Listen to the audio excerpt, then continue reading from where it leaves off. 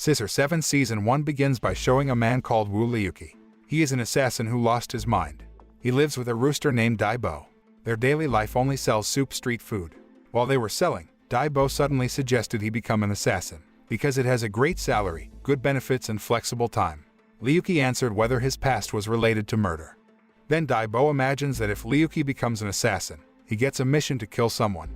He stalks his enemy from above the cliff's edge because his enemy's home is below him. At the right time, Liuqi immediately jumped and attacked the house. After he broke in, all the people guarding the house were killed by him. Then he easily killed the target.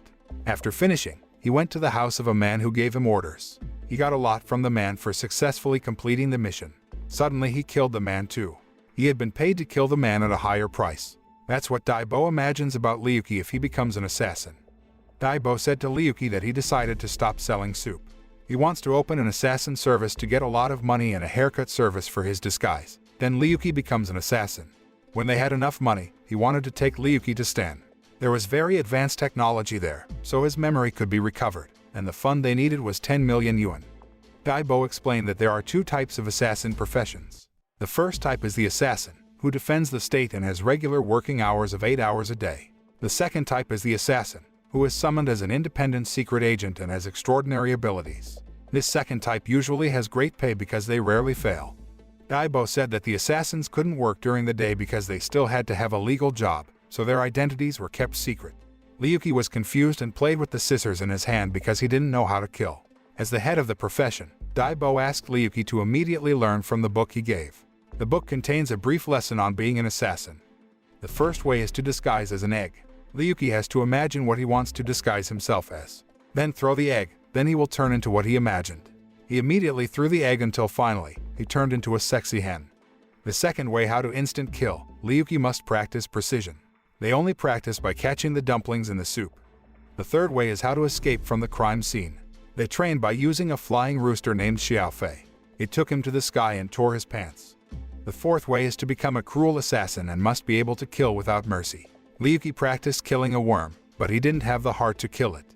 After all the training was over, they immediately inaugurated the haircut service. Daibo gave the first order to Liuqi.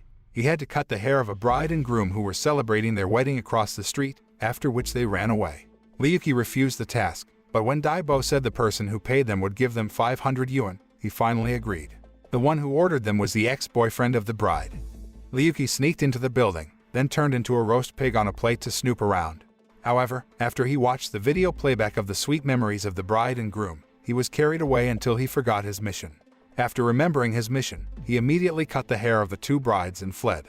While Liuqi was running, he bumped into a robot that came from Stan with Albert Einstein's coat of arms. He asks about the advanced technology in Stan that can restore memory. The robot replied that it did not know. When the robot sees an assassin's badge belonging to Liuqi, it tries to destroy it but fails. He immediately concentrated on controlling the scissors left in the wedding hall. Simultaneously the scissors came, and the robot shot him. When the robot was about to attack Liuqi again, there was a female assassin named Mei Hua. She was a rank 37 assassin. She destroyed the robot with her sword. She asks where he got the assassin's badge from. He was confused and didn't know how to answer because his memory was lost. Soon the robot was trying to self-destruct. Luckily, Liuqi could survive thanks to the flying chicken he had and brought him home. Daibo, who saw him faint, immediately woke him up. After he regained consciousness, Daibo said his mission failed because he blew up something. Liuqi asked how to meet the members of the assassin organization. Daibo replies that the organization is secret, so only they can find us. However, one way to meet them was to become the top 100 ranked assassin. So, there is a possibility that they will contact him to ask him to join. Liuqi is determined to become an assassin in the top 100 and asks Daibo to be his manager. The barbershop will be their headquarters. On the other hand, a group of cats is gathering. Their leader is a woman named Xiaomi. They plan to go to war with the dog tribe, but there were no reliable members. Finally, they contacted Liuqi's Scissor-7, and soon Liuqi arrived. Xiaomi gave Liuqi a photo of the target and asked to capture their lead male dog named Fang before sunrise. Liuqi didn't have to kill him but just gouged out his eyes. He immediately went to the dog base. There Liuqi disguised himself as a dog, but he was attacked by a group of dogs there. After successfully infiltrating, Liuqi went straight to Fang's room. He checks if the target is the same as the image in the photo. The dog lead sniffed the human scent on his body. He quickly attacked the leader's eyes but failed.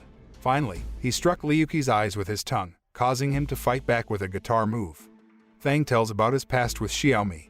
They used to be together, but he chose to leave her because they were of different species and could not have children if they married. Everything he did was for her good. Then Liuqi asked him to meet Xiaomi and tell the truth. Finally, Fang came to meet Xiaomi and explained everything.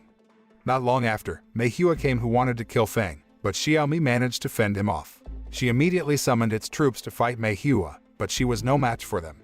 Fang finally leaves Xiaomi, but he is chased by Meihua, who is already in front of him. But just as he was about to be attacked, Fang turned into Liuqi.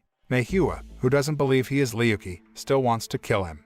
Instantly Liuqi turned himself into stone. But unfortunately, a dog came who wanted to pee. Finally, Meihua's disguise was discovered. After seeing Meihua's true face, Liuqi intends to make her attracted to him.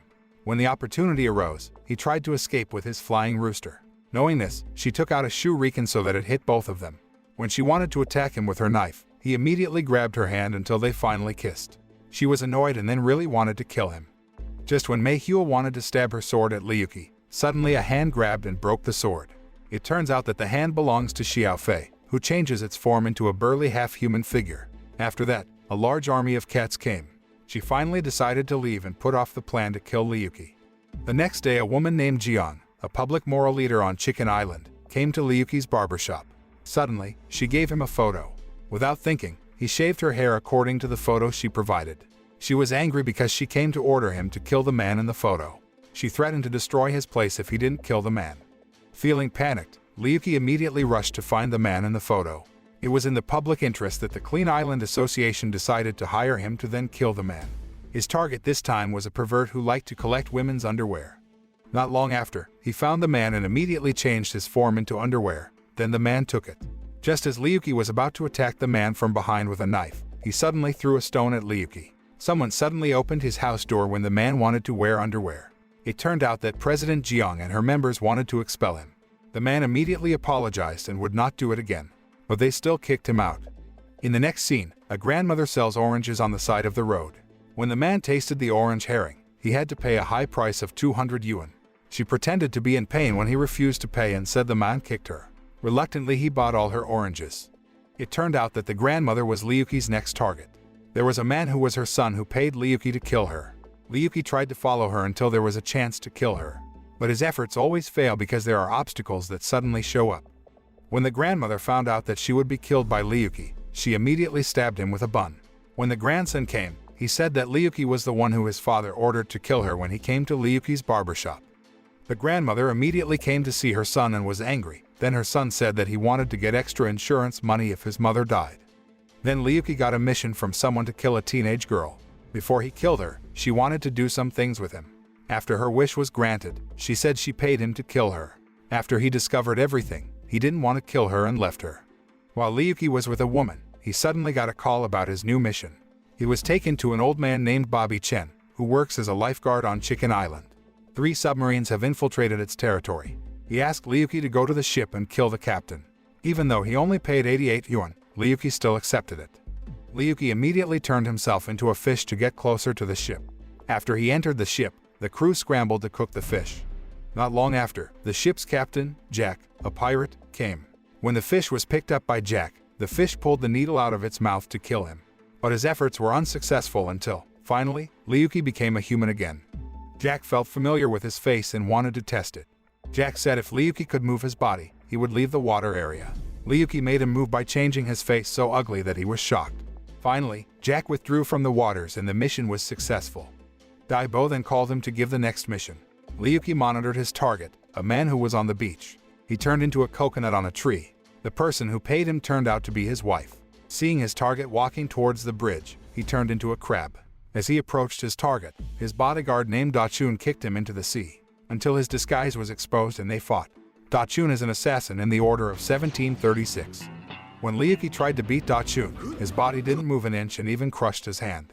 Dachun immediately countered his continuous attacks. When Dachun was careless, he attacked with a 7-day love lock technique so that their bodies stuck together daily.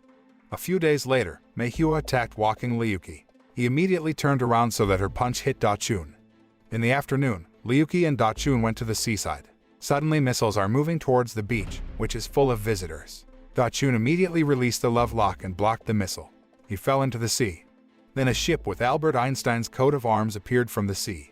Prince Stan got off the ship and went to Ryuki to ask. Not far away, Meihua was watching them. When he searched Ryuki's data through the screen in his head, which turned out to be the same as Xuanwu, an assassin's first-order data, he immediately attacked Ryuki, but he was saved by his flying chicken. Prince Stan announced that he had discovered the extraordinary energy on the island, but the island will be destroyed and sink if the energy is taken. So, he ordered the people to leave the island. Daibo, who picked up Ryuki in a wooden boat, immediately left the island. Daibo explains the 3 symbols of power in the world. The first is Wuxia, a group that relies on martial arts who are Stan's main enemy. The second is Stan, an ordinary human with a high IQ, so he can create various very sophisticated technologies. The 3 are ordinary people who are weak and don't have any strength. During this time, Wuxia and Stan fought because they wanted to know which was stronger between martial arts and technological sophistication, whereas ordinary people can only watch their fight. Finally, they unite to attack Stan's group. Xiaomi attacks with his claws but fails. Then Fang comes and attacks him with guitar moves but fails too.